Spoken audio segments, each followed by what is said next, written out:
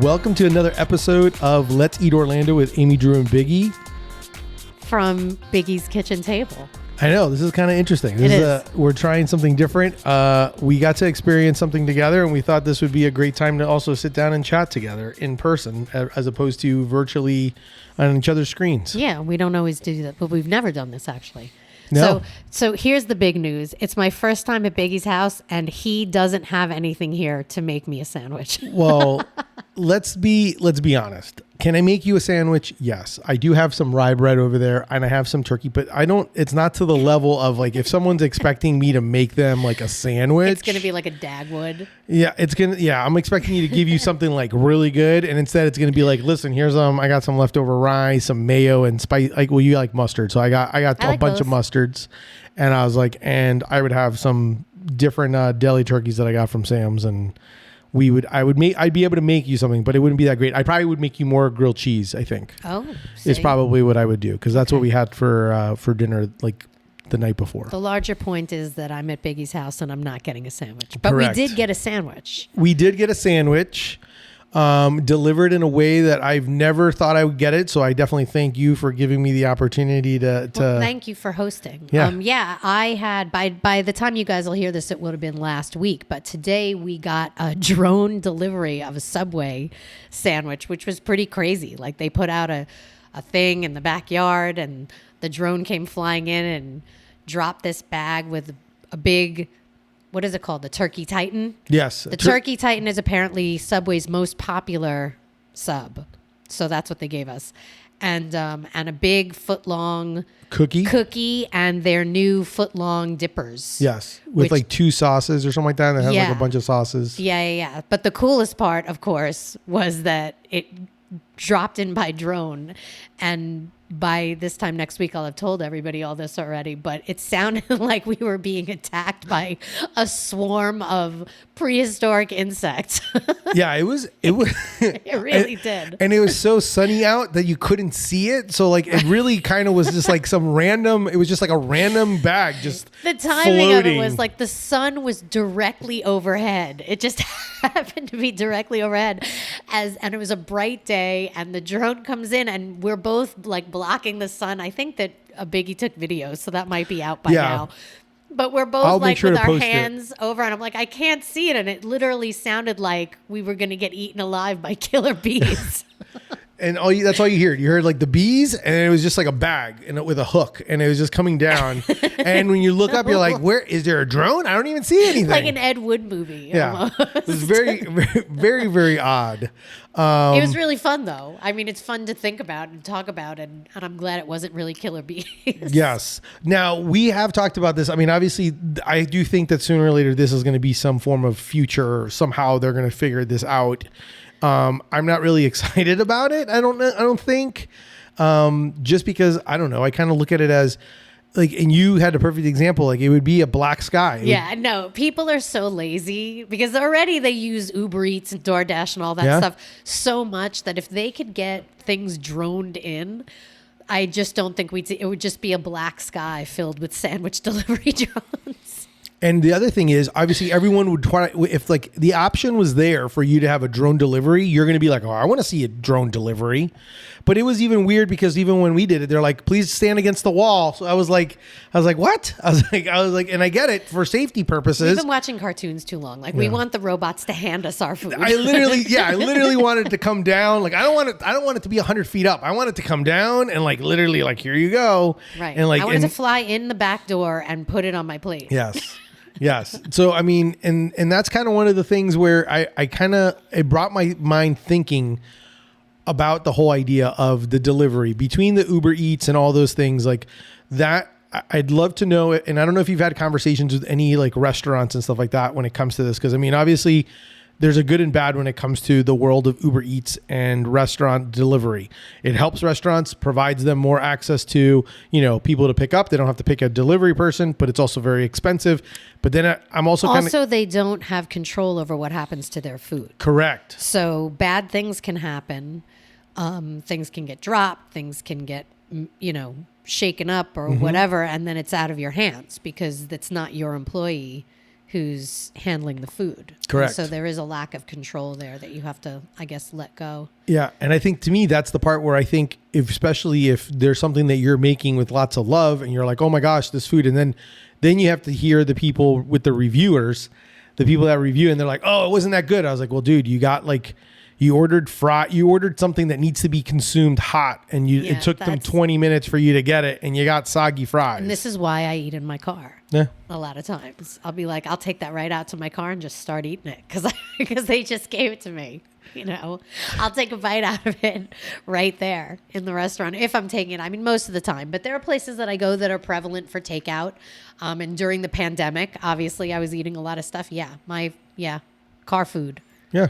No, and to me, I think that's one of the big ones where I think of there's some things that I'd much rather either pick up or I don't know. It's just like a mixture. Like I'd rather go into the restaurant. You can't bring home French fries and then grade people on their French fries. Like you have to eat them there. You can't, it's like eating a donut 6 hours after they made it and being like, that was stale. Well, yeah, that's what happens to donuts when you leave them for 6 hours. Yeah. And I think to me, that's the frustrating part, especially when you're doing when you're ordering certain foods for takeout and stuff like that. And I think to me, that's like, it breaks my heart to think about all the different restaurants that are like, well, I got to offer these things because it helps my restaurants.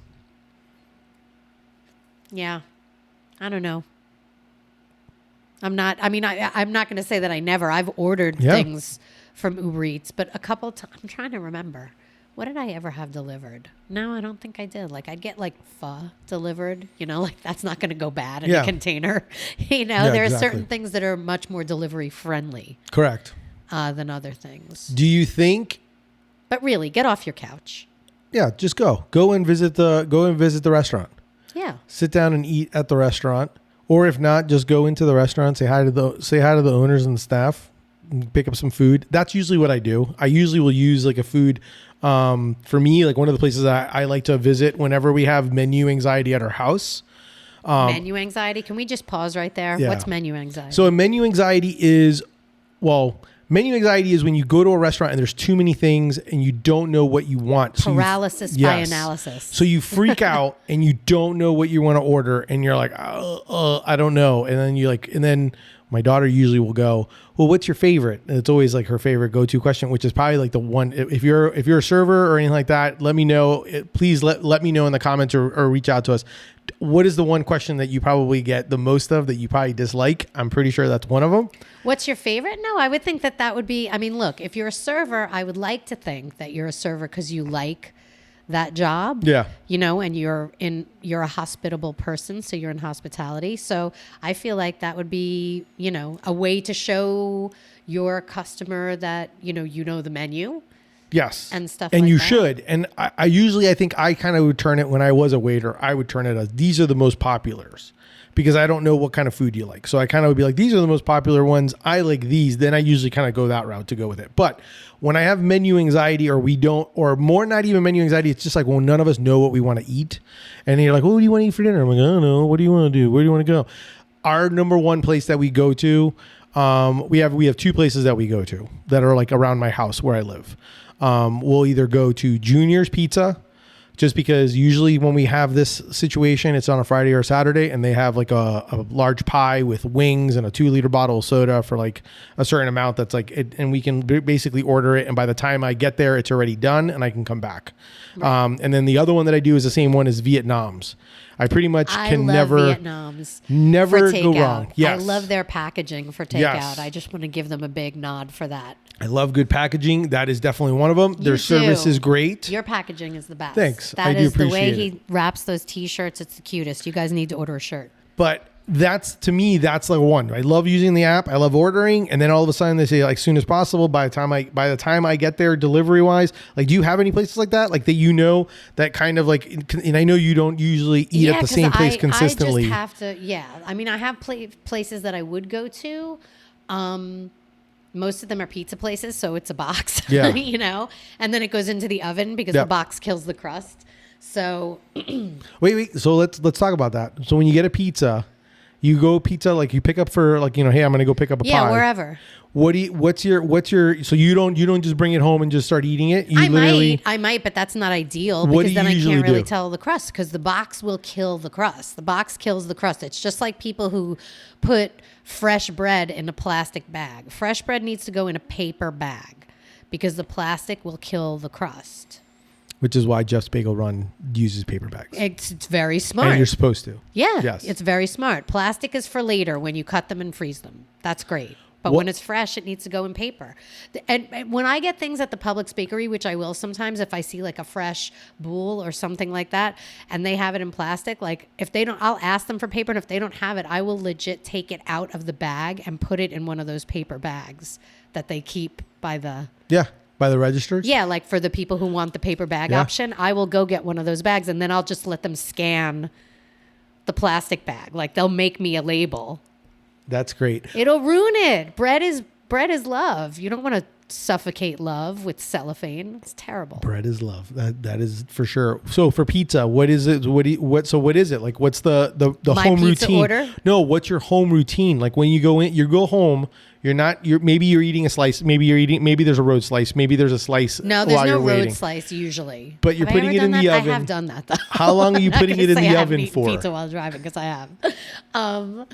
Fairly recently, actually, I can remember. It depends on the slice. If it's like a grandma slice, it'll go in there longer than like a New York slice, Yeah. which is thinner crust. So what, like 350, and I have 15 like minutes? a special. I have pizza steels, and then I have a special, Pizza stone thing? not a stone, a steel. Oh, steel. What's that? It's a steel instead of a stone. It's hotter and it keeps the oven hotter. Okay. I did a whole story about it. I'll send it to you. Send it to me. Yeah. So we can share it. Yes. Pizza steels, definitely. But I also have like a tray that has holes at the bottom and it's made for reheating pizza slice. So I'll throw something on there. I'll throw a slice or two on there. I like the crust crispy. So I want to crisp it back up. It's funny because you do it that way. When I do want to reheat it, well, usually the way I reheat it, not from the pizza place On the pan, I usually do like a cast iron, and I do That's cast another, iron. Yeah, it's another But great I way of usually doing will it. do that, like if I want to reheat it for like make it nice and warm, and it's not like breakfast pizza or That's whatever. good when it's like one slice, but if you're Correct. heating it for a few people, got to put it in the oven. It's not practical. Yeah. No, so, I get it. So for the oven, so yes, I love it. Okay. And then do you do any other like that? Like sometimes we'll do. I'll heat if my daughter likes garlic knots, so I will put the garlic knots back in the oven and make those hot again. If she also likes fried calamari, so that again, the crispiness, it's fried. Yeah, you can't. So you got to put it back in the oven. It crisps right back up. Air fryer. You have air fryer? I do, but the thing about the air fryer is like, where am I going to put this freaking air fryer? Like, I mean, look, I'm literally looking at Biggie's kitchen. He has a lot of counter space, but like every single square inch of space is Correct. used. Correct. And that's everybody's kitchen. Yeah. No matter what your thing is. I don't want my air fryer in the house. So I've used my air fryer once. What do you keep it in the garage? You put it in the garage. You're like, oh, I need the air fryer. My Pick it out of dad the garage. bought it for me. I love you, Daddy. Thank you for the air fryer. But he knows it's just too big and too much. It's too much real estate. Yeah. And I'm not going to use it. I got you. I don't even have a toaster oven anymore. I have a regular toaster that I take in and out of the cabinet because I just don't want to look at it. No, that was our big thing. We had a toaster oven as well, and then it just took too much space. And I that's like toaster ovens. I used them for a very long time, but now I just use the oven. Yeah. Whatever. I got you. No, that makes total sense. Other foods and so like in the process of in the future, do you see any other, aside from drone, do you see any other ways of how people are going to be delivering, or how we get lazier and they bring us food? I'm a Star Trek fan, so I am pulling for the replicator. I'm pulling for no delivery. I'm pulling for tea Earl Grey hot. That's what I'm pulling for.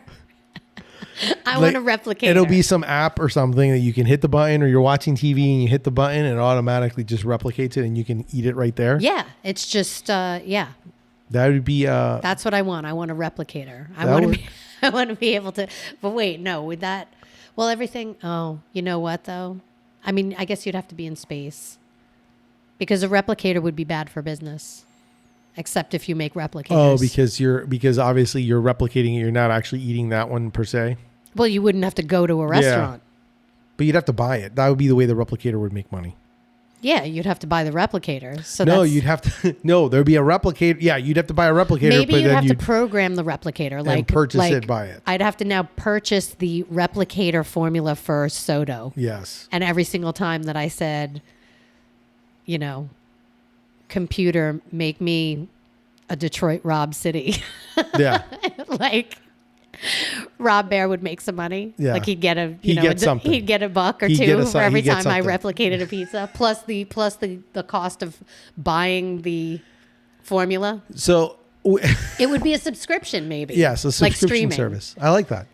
That would be the new form of streaming because everyone that cut the cable. Oh my God, people streaming. would never it would just the world would be Wall-E. Everybody would just be a manatee. Yes. Nobody would ever leave. Nobody Correct. would get up. It would be bad. What is there anything, since we're talking delivery and anything like that, is there anything that any foods that you're like, okay, I can do delivery, since we kind of talked about pho being one of them? I like going out to restaurants. I do too. I do too. But sometimes you don't, but you also. No, not every day. I mean, especially not me. But you also, here's the hard part. Like for you eat out so much, but you don't, how often are you eating? Let's talk about that. How often are you actually eating inside the restaurant? Mostly. Versus actually eating in your car. Mostly I'm eating inside the restaurant. Okay. I'm not a fan. I am not a fan of eating. I don't have a problem eating by myself. So I don't have a problem. You know what I mean? Like I see some people, sometimes they'll go drive through and then they'll just park the car and eat in the car. Oh no, I would go in. I'm like, I'm going to eat inside the car. No, I'll bring a book. The first time that I was going to go to Ramen, which by the way is very good. I was so excited to go there. I had a new book. I was just going to go there and eat dinner leisurely. There was like a line around the building and I was like, damn. And I went home because I didn't want to wait. Yeah. And I went back another time. Where's is it Cure Ramen you said? Cure Ramen. Where it's over by UCF. Okay.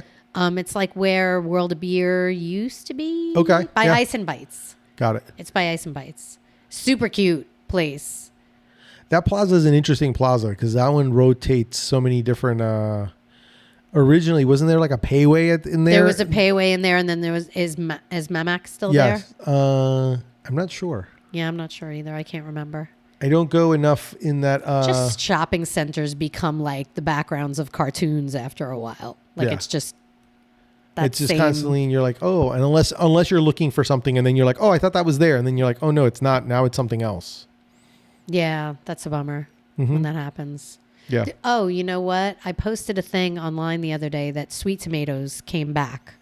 I don't know if it's a soup plantation or a sweet tomatoes. They're essentially the same thing, depending on where you go. It's like Girl Scout cookies.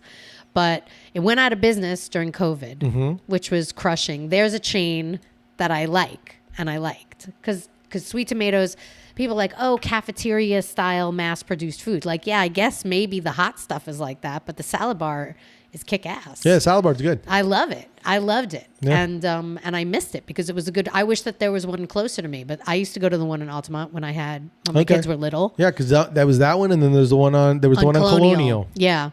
And that was in a shady looking next to a movie theater. It was in, there's like a library over there, right? Yep. And they closed, and I was like, that's a bummer because that's one of the chains that I really liked. And so it came back, and it opened in Arizona last week. So it would be cool. Just saying.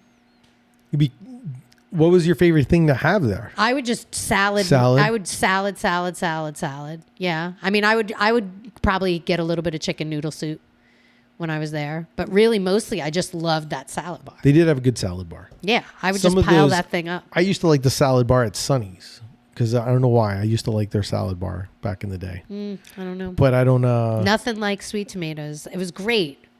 Chickpeas. They had like the salady pre-mixed mayonnaise salads for the people who like them. And I used to just, my guilty pleasure, I like the beets. I like the sunflower seeds and the chickpeas. I could pick 2 different dressings. Didn't they have also those cold metal plates? Did they? Or did they have regular cold plates? No, they had regular plates. They weren't always cold because the place was so popular. They would come back hot. But it's okay. I'm a little bit more okay with salad cooling down a hot plate. This is the restaurant being raised by the restaurant guy in me. Do not put hot food on a cold plate. It's just the worst. That would be my one big tip to restaurants. Do not put my hot steak on a freezing cold plate. No. No bueno. Yeah, don't do it. Pet peeve. I'm trying to think of something. I heat my plates at home. You heat them? I do. How I'll do you pour heat it depends. Sometimes I'll put them in the oven for a little bit. If I'm making pasta, I'll pour some of the boiling pasta water into the bowls and just let it sit in there to heat the bowl up. I'm going to try this. I don't want to put cold again. Why am I going to put warm pasta and warm sauce in an ice cold bowl? I mean, ice cold bowl. I mean, unless I had it in the fridge, but if I had it in my everybody's house is air conditioned. Yeah, those bowls true. are cold. This is I'm very intrigued now on the whole idea of how. So you warm your bowls and your plates when you most cook of the time. Most of the time.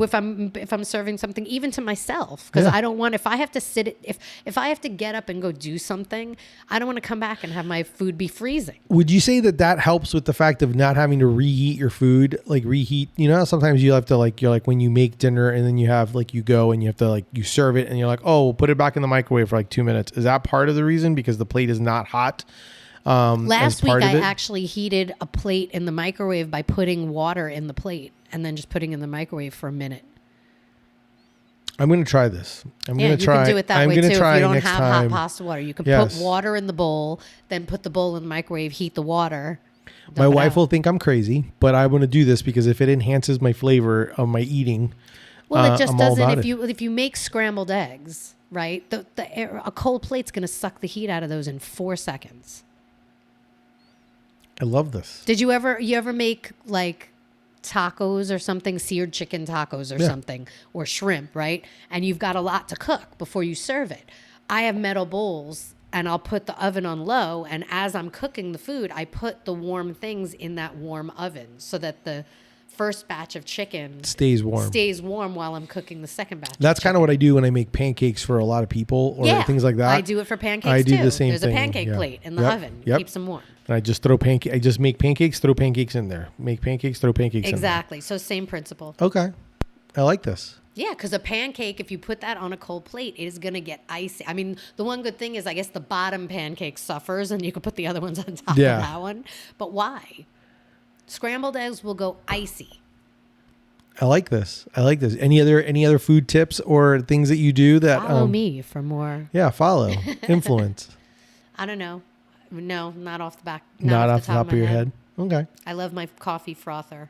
I do. Coffee frother is a must. That's something we give all our friends. Oh my God, I love it so much. Do you use it? Soy milk. Do you use it to froth? Do you actually use it to froth, or do you use it to mix everything together, or a mixture of both? No, I use it every morning to froth my soy milk. That's it's just one of those things. So you froth the soy milk and then pour your coffee in? Correct. Okay. Down the side of the cup, and the froth stays there. And sometimes I put a little heart on top. You're going high tech now. It's not. Well, that's when it's for my boyfriend. Yeah, that's sweet. I think he started that ritual. Really? I think that he was the first person to put the heart in the coffee froth. That's sweet. Yeah. We have a coffee frother.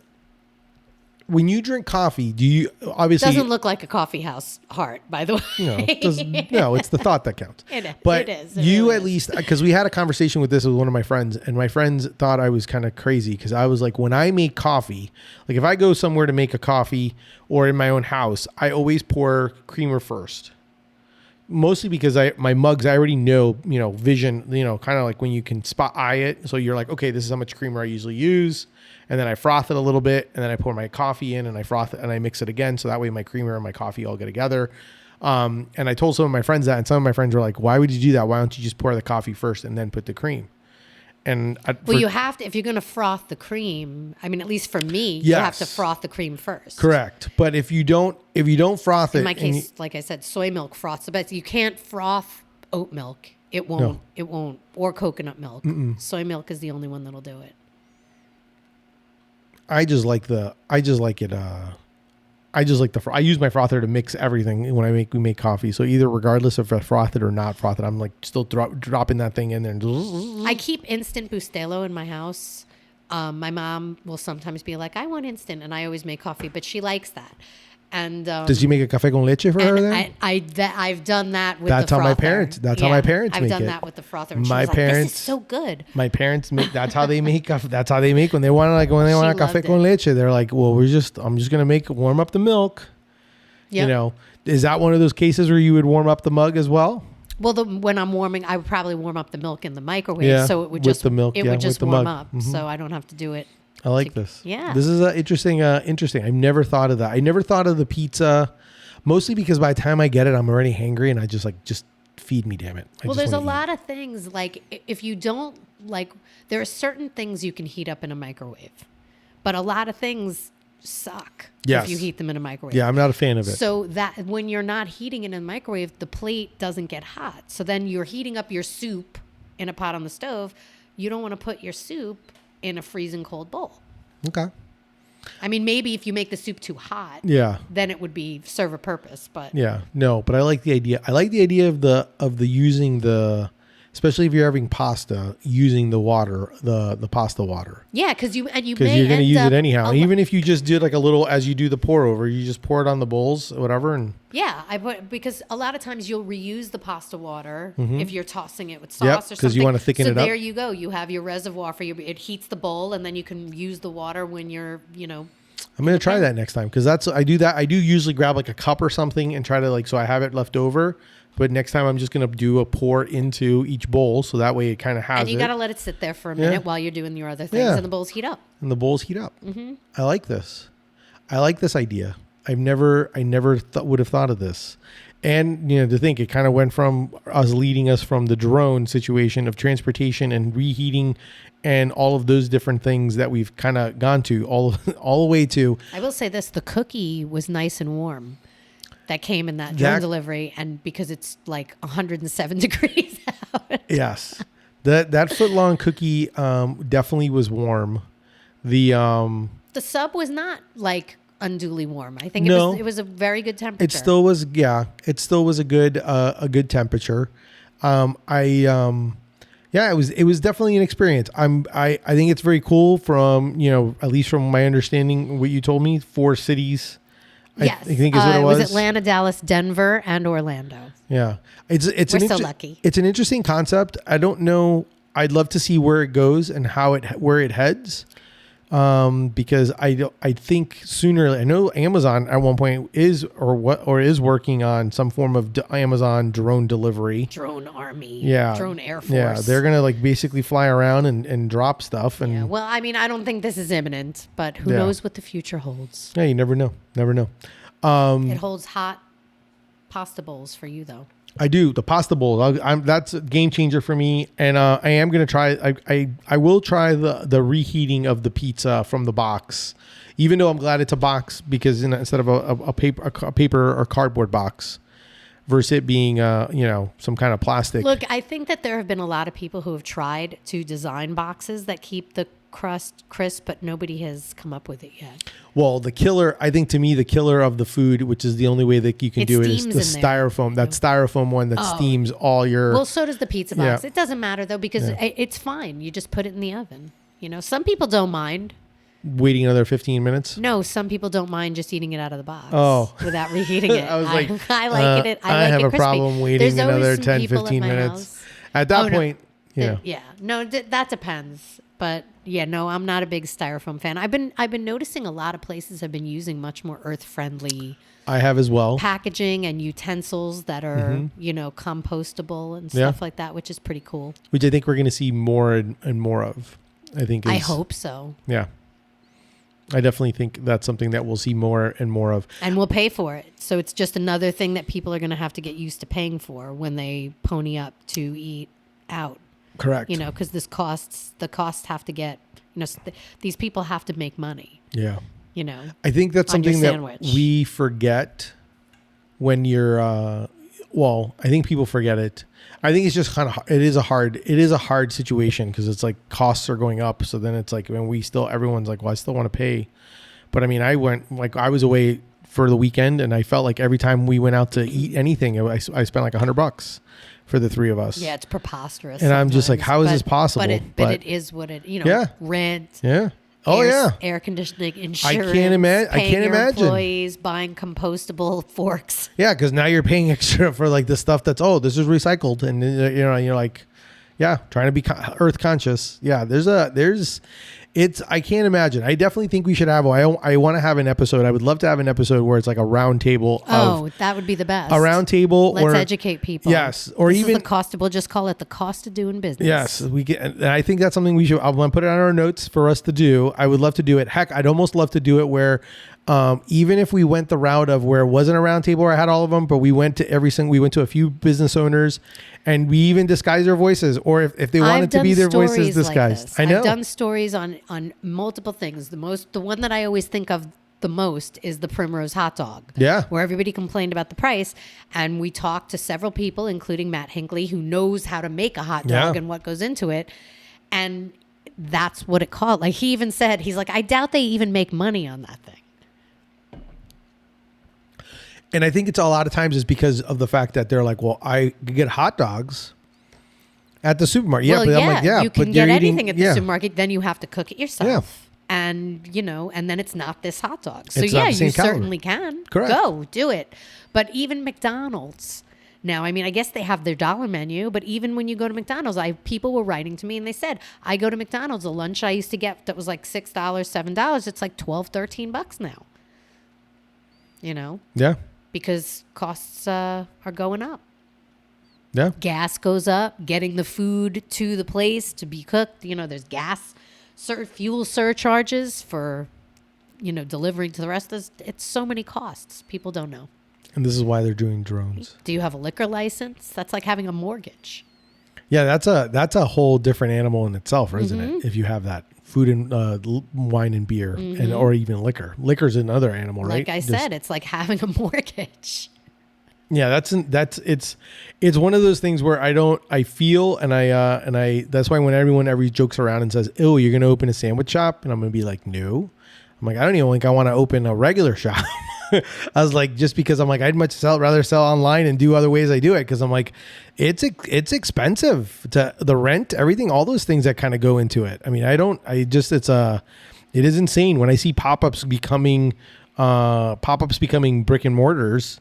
You're like, and then you're like, I've talked to some and like, even that were food trucks. And the big thing that they always talk about is like, oh, well, there's so much more cost. The fact that I'm not going to the people, their people now have to come to me. We have 8 investors. Yeah. Yeah. I mean, it's a different animal, man. It's definitely something that we, so if you're going to go eat out and you want Uber Eats, then yes, but just kind of have a little bit of, I guess, empathy, especially if the food did not come out as like you wanted it to, because you could have just gotten up and gotten there and gotten the food yourself. You got anything else you want to share before we close up? Support local. Support go local. Eat. And I promise you, next time Amy Drew comes to my house, I'm going to make her a sandwich, because nothing worse than being told I did not make her a sandwich. We did have a sandwich, at least. So I can at least say we did partake in a sandwich in my house. True. All right. Thanks so much for being on, thanks for listening. Yes. Thanks for another episode. Definitely keep listening, subscribe, tell your friends, share. If you got topics, send it our way. We are definitely, we're having a blast doing this. I think it's a lot of fun. Hopefully you're getting something out of it. Hopefully you're meeting and going to new places. We want to hear about it. Send us your recommendations, because I'm always looking for the next great thing I'm going to eat. Yes. And we definitely, one of the things we want to try out is going to some places and eating out. So you may not see some of these will just be straight audio instead of audio and video. We will be on location. Yes. That's kind of the theory next. So we're going to try out a few things, kind of play out as we in our beginning phases here of our first season together of Let's Eat Orlando. But thank you so much for listening to Amy Drew and me, Biggie. Until next time. See ya.